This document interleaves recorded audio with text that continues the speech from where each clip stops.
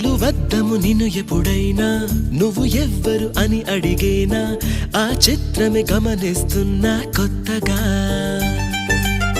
నువ్వు విన్నది నీ పేరైనా నిన్ను కాదని అనిపించేనా ఆ సంగతి కనిపెడుతున్నా వింతగా నీ కన్నుల మెరిసే రూపం నాదేనా అనుకుంటున్నా నీ తేనెల పెదవులు పలికే తీయదనం నా పేరేనా అది నువ్వే అని నువ్వే చెబుతూ ఉన్నా